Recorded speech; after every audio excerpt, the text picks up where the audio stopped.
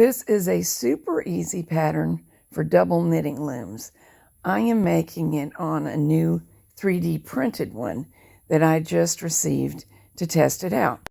The pattern will work on quite a number of looms. Quite a few get a gauge similar to this one, and at the end of the movie I will show you how to make it work on any gauge. Here's how the movie will proceed. First, I will review with you casting on and knitting in the double board stockinette stitch. That's what we'll use for the whole project. Next, an overview of the pattern and how the shape becomes a hat.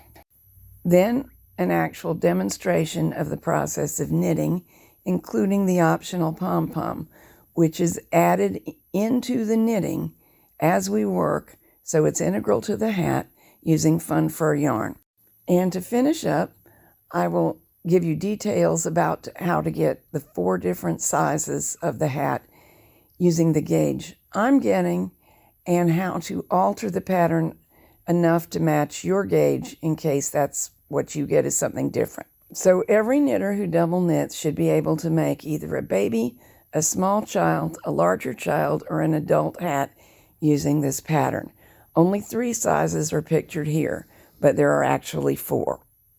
We're really just going to knit a long rectangle. Starting at the left side of the picture, we'll cast on however many stitches we need. We'll knit up to a fold, which will fall on the top of the head. And of course, it won't be a fold while we're knitting it. That's where it will be later. Then knit all the way to the other edge of the hat and bind off. The cast on and the bind off will be the lower edges of the hat. They will be positioned here on the finished hat. When we fold the strip of fabric in half, the red dotted line indicates where the edges of the work will be seamed together, and that will be the center back seam. The opposite edge of the work will frame the face. The pom-pom is optional. If one is wanted, we begin with the cast on, knit half of the total rows, then on 1/4 of the pegs, knit a few extra rows for the pom-pom, then resume knitting on all of the pegs with the main yarn all the way to the point at which there are equal numbers of rows on each half above and below the pom-pom, and we bind off. Either number 4 or number 5 yarn will work for this project. I used a mixture of both. Here is the turquoise one. This is a very soft, inexpensive yarn from Walmart. The off-white and the black yarn that I also used are number 4 yarn, formerly known as worsted weight. They're from an estate sale, so they are discontinued yarns, but they're pretty classic number 4s. Gauge is determined by the loom spacing more than it is by the yarn itself, so I got the same gauge of 2.5 stitches, 3 rows per inch in all 3 yarns. The fabric isn't identical though. It's a little bit fuller, more filled in using the thicker number 5 yarn than the 2 worsted weights, but they harmonize well enough.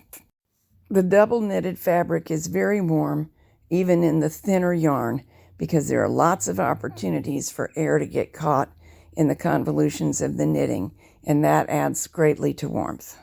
So let's move on to knitting. The loom has 20 pegs on each side from end to end, not counting these end pegs, which we're not going to use for this project. For the adult hat, we'll use all 20 pegs down each side. And knot a loop into the yarn, at least the width of the loom away from the actual end of the yarn. That will give us an option of an easy anchor cord attachment. Making an anchor cord out of the yarn tail. So I'll show you 2 ways to do this. The basic thing we're doing is double board stockinette. The cast on and every row begins, I'm starting to anchor this, but it will also be the last peg we knit off. I just have to start somewhere. From this we zig over, zag back, skipping a peg on each side. For the child-sized version, we're only going to use 16 of the 20 pegs. So that leaves these 4 not to be used. For the adult version, use all 20. Other than that, they're just the same. And we wrap back. Let me go do this again. Peg number 16, and if it was the adult version, peg number 20. It'll still put us in the same basic position on the loom. Then wrap back and around your end peg. Only I'm stopping after 16, wrapping towards myself, away, towards, away, zigzagging until I'm back where I started. The cast on is wrapped like this, as is every row. Last peg is this one. There will not be spare loops on it anytime in the future. So I can take my yarn tail, bring it over here, and put it down, and get a similar effect to what using a different anchor cord would do. And you actually can do without the anchor cord entirely on this loom, because it's easy enough to reach up from the bottom and control the first couple rows of stitches with your fingers. But an anchor cord is a very cheap convenience. So you can do one or both of these things. If you'd use the spare yarn, as the black one is a spare yarn, knot it so that it's this continuous unit, and then we'll be able to pull on it as needed. We will have a little less control using the yarn tail in this manner, but it'll be good enough. And I have made a mistake. I should not have allowed my yarn supply to go under either method of anchor cord. I just fixed it by pulling the skein through.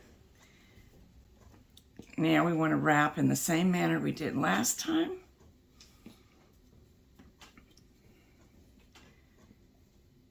All the way across to the last peg, 16 for the child-sized hat, and back across.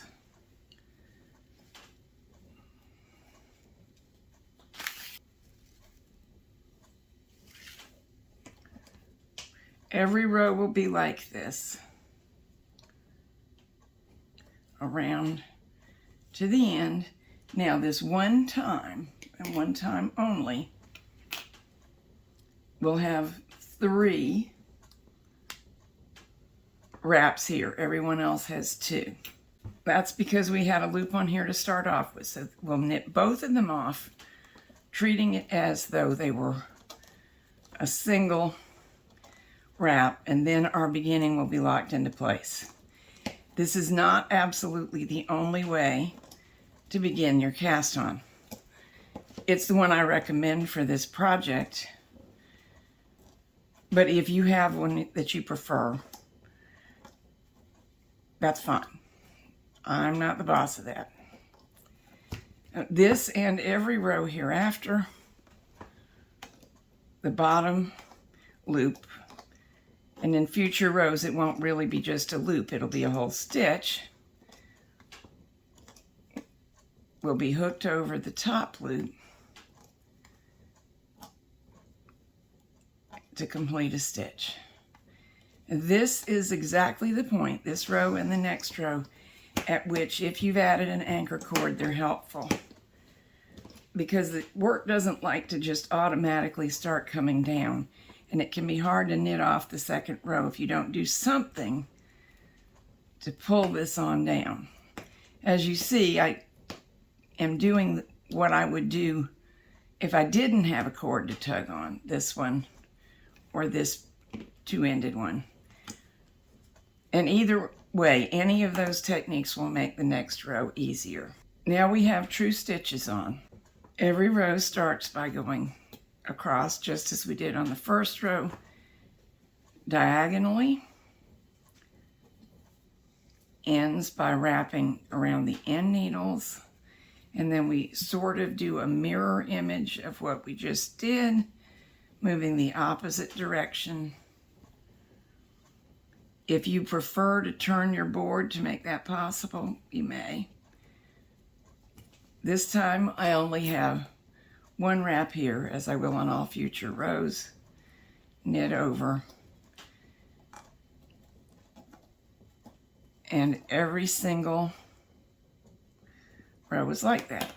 I lost a little bit somehow or other, but it's easy to fix.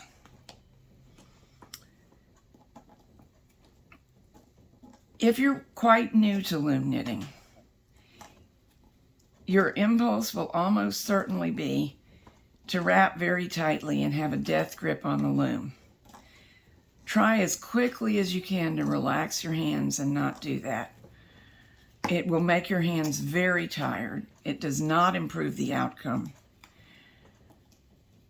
It's very rare for this popping off business to occur with this kind of loom that has a little wide spot at the top of the peg. So that's not something to worry about a great deal.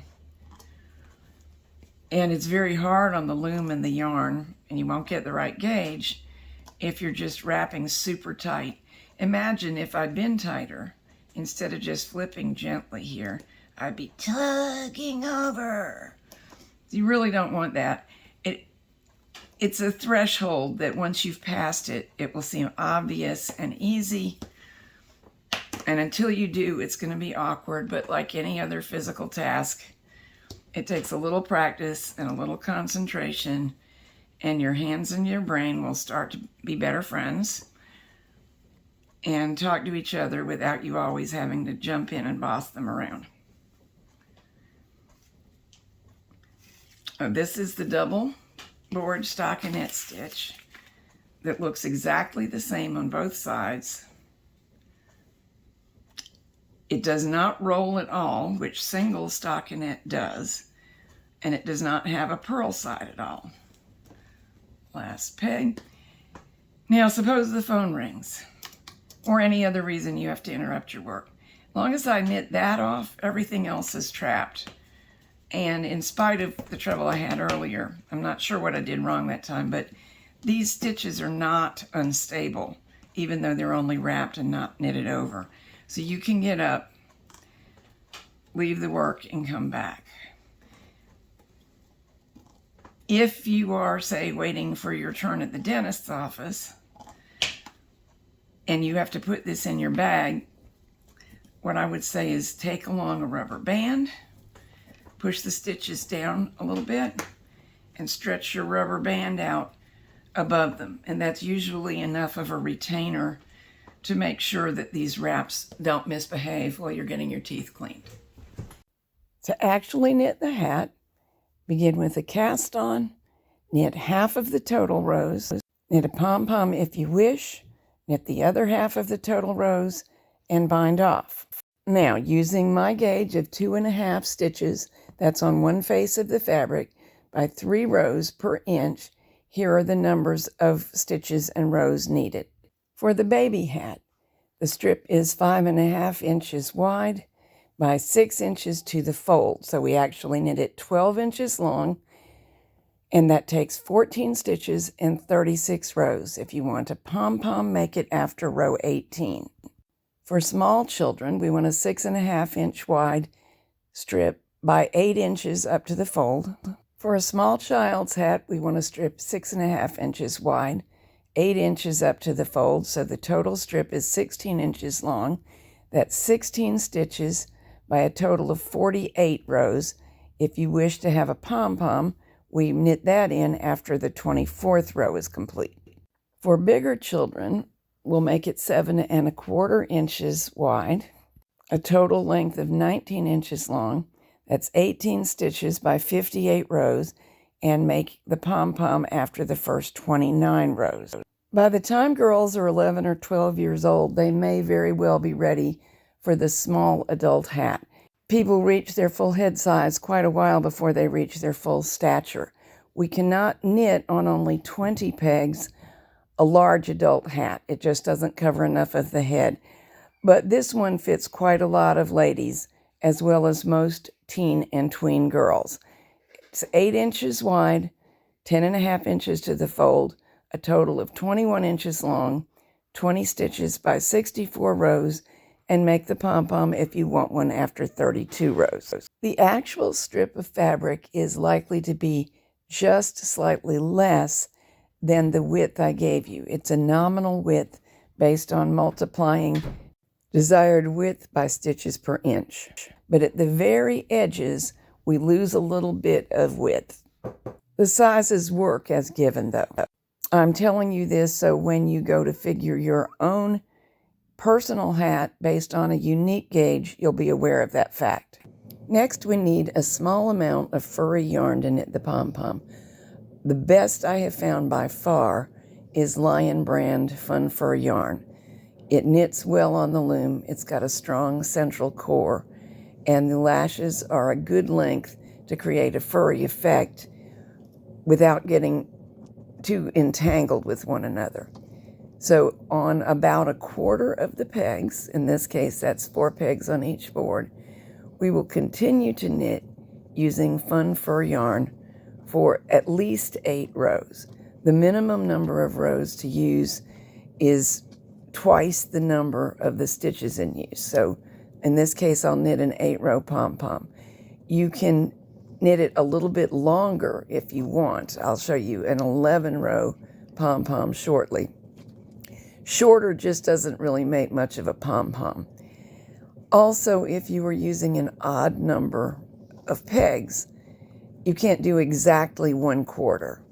Say it was 15 pegs in use. I'd go ahead and round up to the nearest whole number, up rather than down, and use 4 on each board for the pom-pom.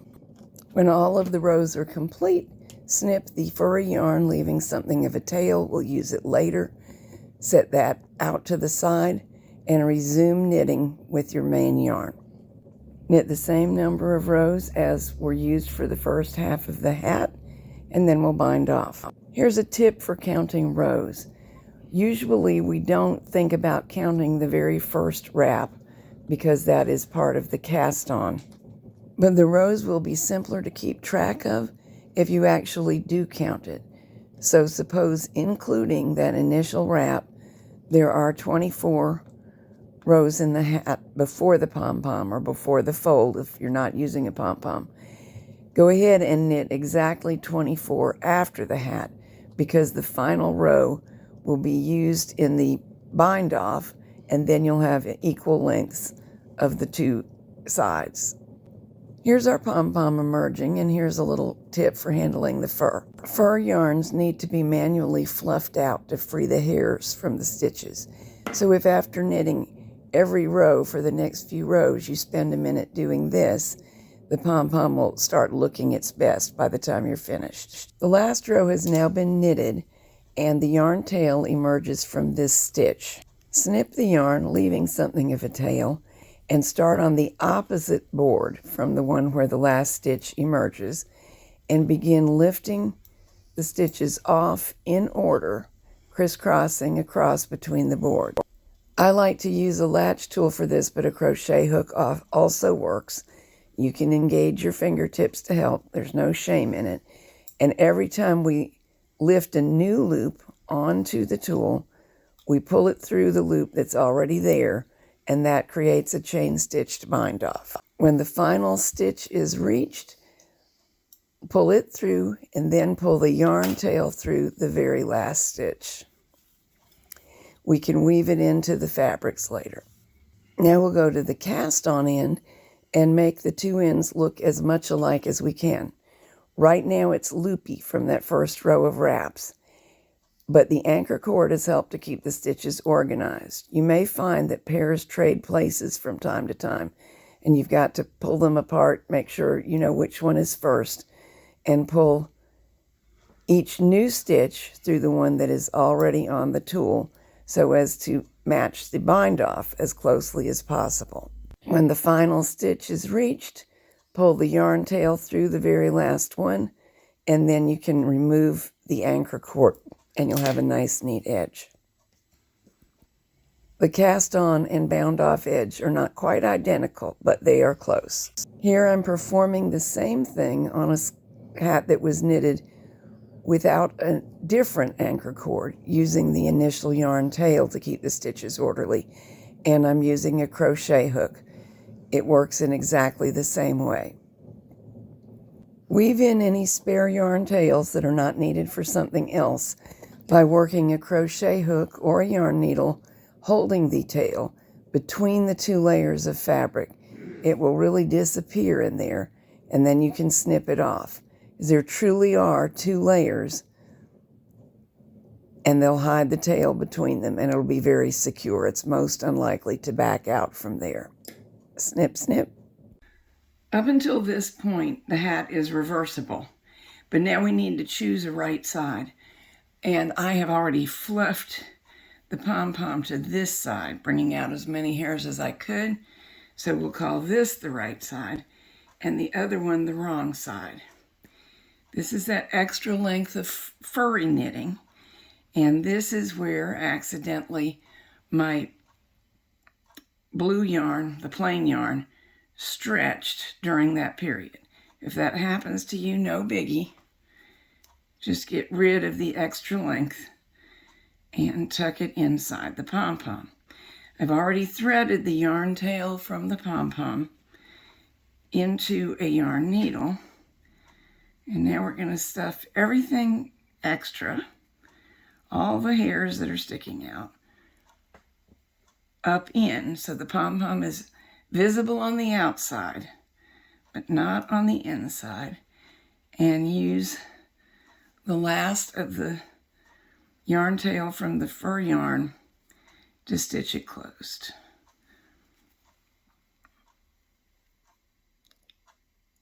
And then it will be fully attached, not likely to come apart. Now, to some extent, you have some choices. Since this is for a small child and I have a little more yarn left, I'm going to stitch a second time just to reinforce it because it might get treated roughly. And if you feel the pom-pom needs a little more definition, you can wrap your yarn around the base of it like that. Pull it in. Stitch it and knot it. Okay, I believe I'm satisfied with this pom-pom now. So now to bring the yarn tail to the wrong side, knot it, weave it between the layers, and snip it off. Now here are our two layers. Half of my hat is black, half is white. Here are some yarn tails that were left, and this will become the lower edge of the hat, the cast on and the bind off. So I've tied my seaming yarn to these, and later we'll weave them in the same manner that I already wove in other tails. For right now, we're just going to seam these two edges together. You could go like this. I'll do a few stitches, show you what it looks like, and then pull it out and show you an alternative.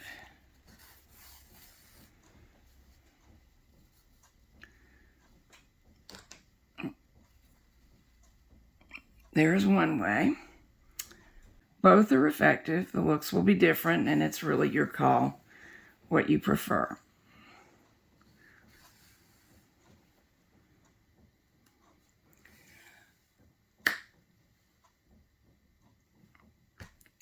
I think for the black and white contrast, where I have to choose a color, the whip stitch adds a fun little detail.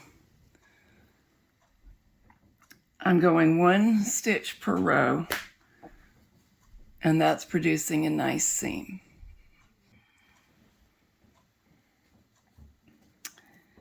Also, I'm going around an entire edge stitch on each, not a single. That's another way that you could pick up a single strand, but I don't think that's a very secure windproof seam myself, which is why I chose not to do it for a winter hat. This one is going to a favorite hat knitting charity that you might like to know about. I'll put a link in the program notes. It's easy to tell if you've stitched into something yet. That's what I was looking for. All these hats will get donated to Keeping Maine Warm, which is a contest and hat charity, and I sponsor. Go ahead and come in.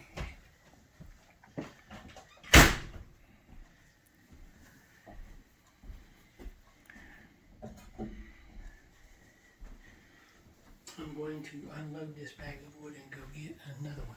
Okay.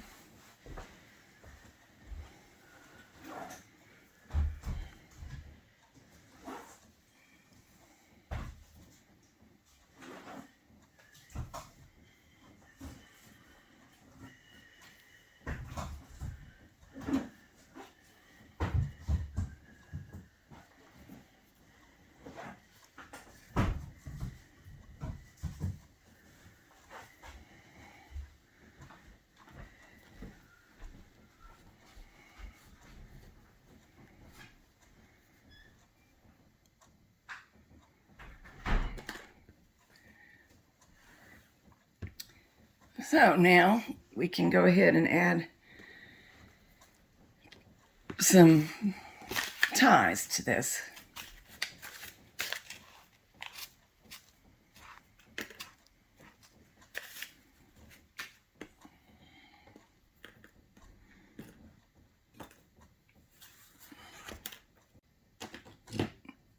You could make your ties by knitting a very narrow cord, but if you have your crochet hook handy, here's a good way.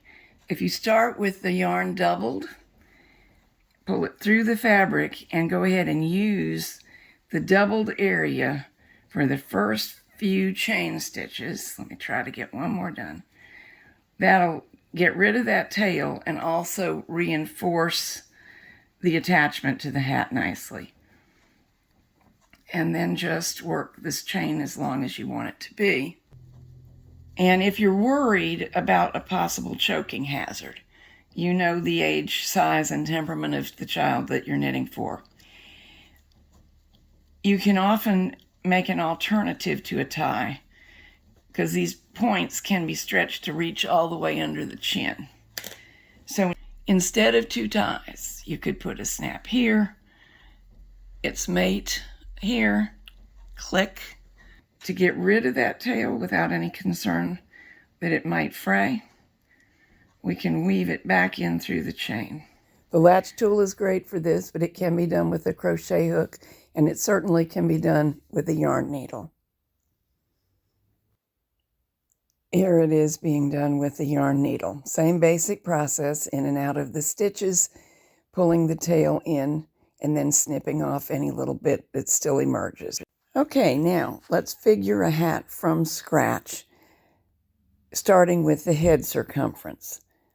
Head circumference of adult ladies tends to be 21 to 22 inches. We'll work with 21 here. The hat needs to cover at least 75% of that circumference to fit well.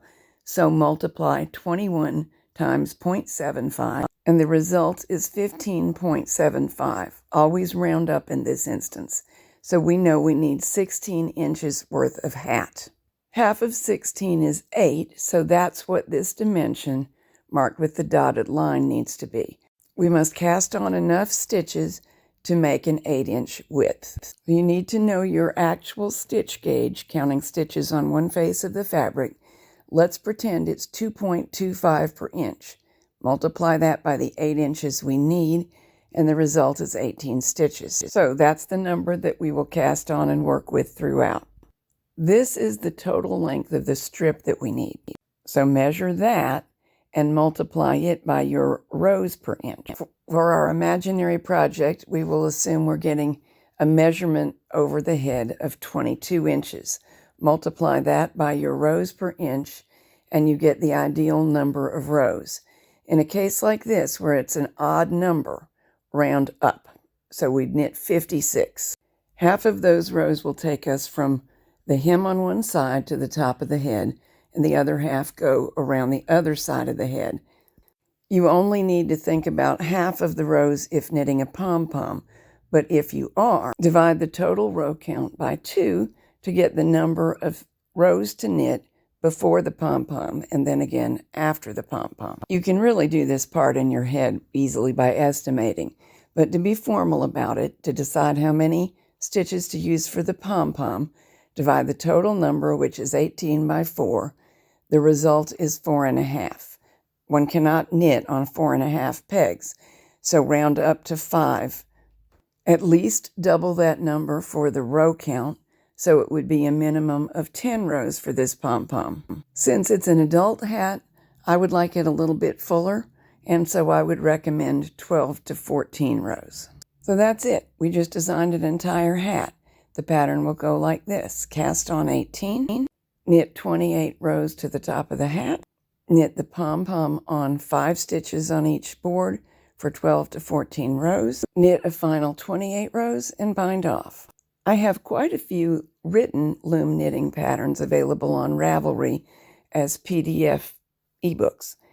I will put a link to my Ravelry store in the program notes. Since I also design for machines, be sure you read the craft information, so you do buy patterns that are suitable for your tools.